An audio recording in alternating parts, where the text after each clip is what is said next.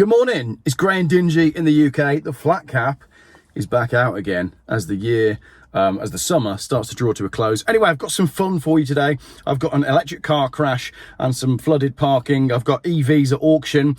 I want to talk a little bit about when I'm going to buy an EV, and you will as well. The M5 is going to be closed. Net zero is not going to save us any money. Volkswagen are reinventing themselves or shooting themselves in the foot. You decide. Chinese cars are problematic. And then I've got a note there that just says Jaguar. So we'll dive into that in a minute. Tesla values, and then we'll finish with a battery that was dead on arrival. So let's dive straight into it. Let's start with this Volkswagen ID4 crash. Look at this. I've said this so many times on the channel. These cars are so fast, they accelerate so hard that they keep going through walls, usually at retail parks. Check out the video here. You can see the aftermath of a Volkswagen ID. I think it's an ID4. Going through the wall. It obviously came straight across the roundabout. Big crash. Every car written off. Then on the back of the ID4, I want to talk about another video that was sent to me. This is Volkswagen's VW ID4 is going to auction. So Addison Lee, who's a upmarket taxi company in London, sent a number of their electric Volkswagen IDs that were 4 years old to auction. 112,000 miles this one. Sold 6.3. Wow, £6,300 for an ID4. That's mad. Jonathan Porterfield has done a great video analysing what these cars have sold for. I'm rolling some of his footage now. You can see that these VW ID4s that are 4 to 5 years old, they've done 70 to 100,000 miles, and they're going across the block at £6,500 and around that figure. These are cheap cars, and what I want to say about that, on the back of the fact that we've seen the VW ID4 fly across a roundabout, and now we know that they're cheap, I've got a note here that says, how fun are cheap, fast EVs going to be? So when we get to a point where you can't give EVs away because they're that cheap, you're going to be able to buy an electric car that does 0 to 60 in 3 seconds. Yes, it will have every warning light on the dash, but you'll be paying 900 quid. So you could buy an electric car for 900 quid, drive it around like a lunatic, and then just scrap it or sell it to We Buy Any Car when you're finished. If these VW ID4s are only 4 years old and they're selling for £6,300, how much are they going to be worth when they're 7, 8, 9, 10 years old? And yes, I know you're all there in the comments saying they will be broken by then, and you're correct. But I just thought, yeah, that's, you know, these EVs are fast, and maybe it will be a fun game when they come down to the Geoff budget to see just how fast you can accelerate for no money. Good. We found one good thing about electric cars. Right. The other problem with that, though, is even when I've got my cheap electric car, I'm not going to be able to go anywhere. Some of you will have seen my post on Facebook the other day, pop down to Gloucester and Cheltenham to pick up some bits for the 3-day motorhome build that we're now on day 4 of. And the road was closed on the way back for absolutely no reason. We're down to 1 lane for absolutely no reason. And if you are one of the bell ends that sees that a merging turn is coming, and 2 miles before the merging turn decides that you're going to block both lanes so nobody can get past you, then I'm not allowed to say it because freedom of speech and whatnot, but needless to say, I went down to the cones because that's what you do at a merging turn. You go to the cones. But there's many, many, many British people who are now just useless eaters, walking drones. Simon Sideways was talking about this in a video just the other day. There's a lot of people that they're disengaged. Their brains are just no longer functioning, which is why they're queuing 4 miles back for a merging turn that isn't coming up for 4 miles. If you don't live in the UK, none of that probably made any sense. And if you do live in the UK, you will fall into 2 camps. One, you're like me, you go to the cones even if you scratch your front left wing on a cone or your rear right on a car, or you're queuing 4 miles back and you hate people like me. Let me know which one of them you are in the comments. So basically the M5 is going to be closed. Let's take a look at this because they are closing the M5. And again, if you're not from the UK, the M5 is a major arterial road that connects the south to the north. 3 months of closures in Worcestershire. National Highways has announced that from September the 1st, so what's that? A few days away, we're nearly in September. Parts of the M5 between Junction 3 and Junction 4 will be closed for workers to carry out maintenance, which will improve safety for drivers on the road. Now, this is my neck of the woods. This is between Quinton, where I grew up, and Bromsgrove, where I've lived and worked. Bromsgrove is traffic hell. When they close the motorway, all of the traffic thunders through Bromsgrove, and Bromsgrove is busy even when the motorway is open. So this is going to cause absolute carnage for the people that live there. This will affect routes for anyone travelling between Worcestershire and Birmingham from 8 p.m. to 6 a.m. on weeknights. Oh my gosh, that's going to be insane. 3 months of night motorway closures. It's not even 10 p.m. or midnight, it's 8 p.m. and then 6 a.m. as well.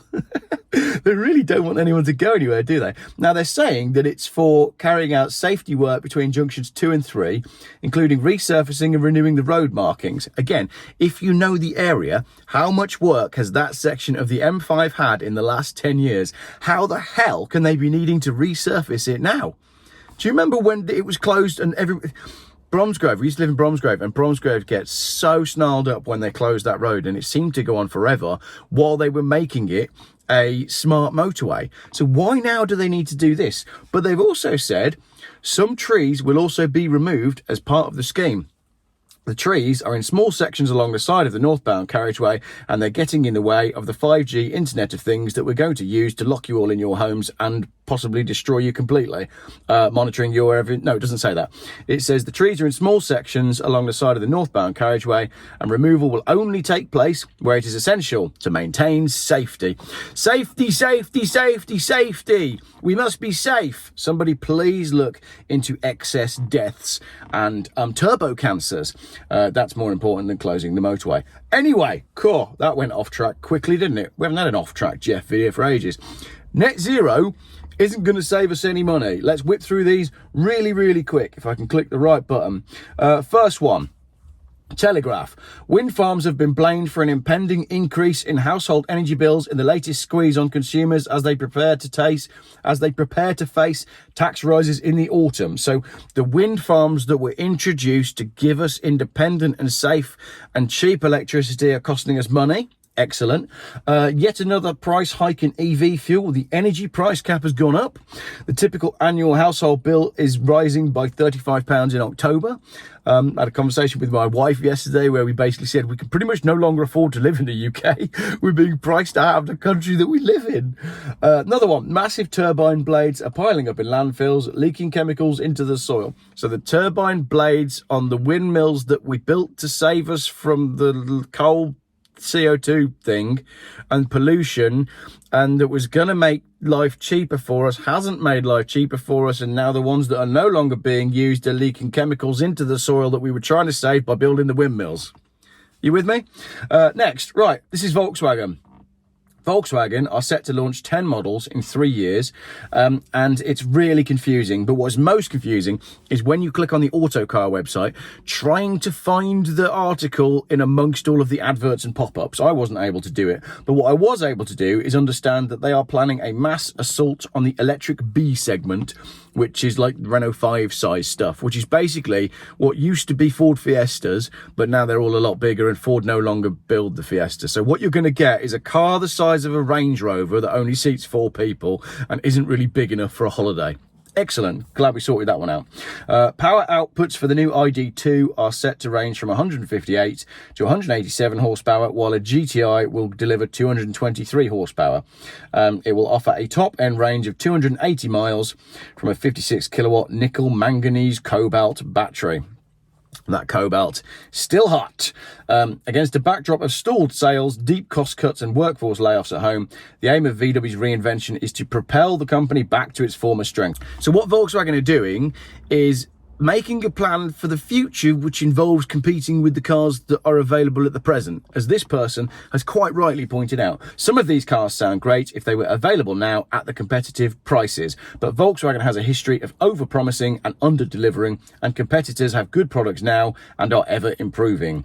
And this brand in particular has a particular knack of releasing cars that have not been fully developed or proven, so maybe best not to get too excited. However, I am excited by the look of that little Volkswagen, because I have always said the electric car that makes the most sense is the E-Up. The Volkswagen E-Up is the only one that actually makes sense as an electric car. Small, relatively lightweight for an EV, good for local stuff, cheap to buy, funky packaging. That's what we want. Funky packaging is the code word for if you've made it to this point in the video. Speaking of funky packaging, that would be a good band name, wouldn't it? There's another comment here, though, that highlights another problem that Volkswagen have.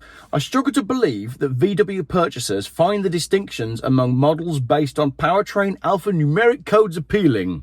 Let me translate that for you. People don't like the fact that they've got names and numbers that don't make any sense because we're familiar with Polo, Golf, Passat, Charan. That's what we liked. That made sense. This ID2, 3, 4X stuff don't make any sense. And I think that's probably partly to blame. Why make an ID whatever look different from its equivalent Golf, for example? Or the tedious techies in control? So they're giving them the wrong names and they're giving them the wrong styling and then putting them out at the wrong price that aren't fully developed. And they wonder why they're struggling. Someone else just says, this is about as exciting as Zanussi launching a new dishwasher. To which some other sad act has replied, a new Zanussi dishwasher? Wonderful. What's the launch date? I think we've got a Bosch, to be fair. What lawnmower have you got? Tell how much I know about the washing machine. Hey, what makes our washing machine? What make? Yeah. Samsung. Oh. Right, Tesla. Let's do Tesla. Tesla rival Xpeng, the Chinese Tesla rival, are under fire for hiding EV defects with secret repairs to dodge an official recall. So instead of recalling the cars, which costs a load of money, they are secretly repairing them. But this is nothing new. Ask the AA what parts they carry on their vehicles for Jaguar Land Rover brand cars, because JLR have been doing this for ages. Instead of issuing a recall, they just give the parts to the recovery people, and then when that part breaks and the car needs to be recovered, the AA man's like, oh look, I've got one of these in my van. Yeah, of course you have. Another one on Jaguar. This is a simple one. Jaguar is effed delaying new electric cars and hint at alternative powertrains. Jaguar is done for.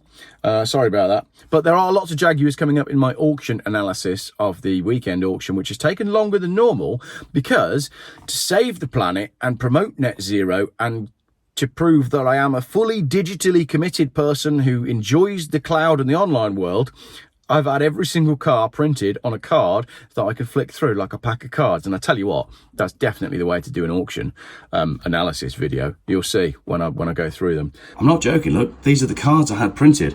These are all the categories that we're going to be looking at in the video. All sorts of interesting stuff. And this is the pile of cars that I'm not interested in. So yeah, you know, the carbon footprint of my auction video is significantly higher this time, but I think it will make for a better video. So we'll do that next time as well. Last two, Tesla Owners Club. I have a problem, an update on the recent crash. I don't have gap insurance. We got the report back on the car last night. It's written off and they valued it at 36 grand. It's 4 months old, 3,000 miles, white interior, long range. On personal contract hire, it was £46,000. So we need to find the difference. For those of you that are mathematicians, they need to find £10,000 to get themselves out of a financial mess because somebody else crashed into their car. Anyway, that's good. And he says, I can't find a similar car at that price. Well, get yourself down to that auction and get an Addison Lee taxi, a Volkswagen ID4. It'd be great. Go straight through a brick wall if you need it to. Very fast. And finally, the and finally section of this slightly wild and haphazard video. It's meant to be quite an organised video, but it's ended up going a bit off the rails. An electric hearse with a dead battery. Here's a photo of a Tesla hearse on the back of a low loader. There you go, dead on arrival. That is my quick whip round of what's going on in the world of EVs and automotive madness. And now I'm going to upload this video and spend the rest of the day inhaling spray glue over there in the transit van because I've gone trans, and I'm not going to lie, I rather like it. Thanks for watching.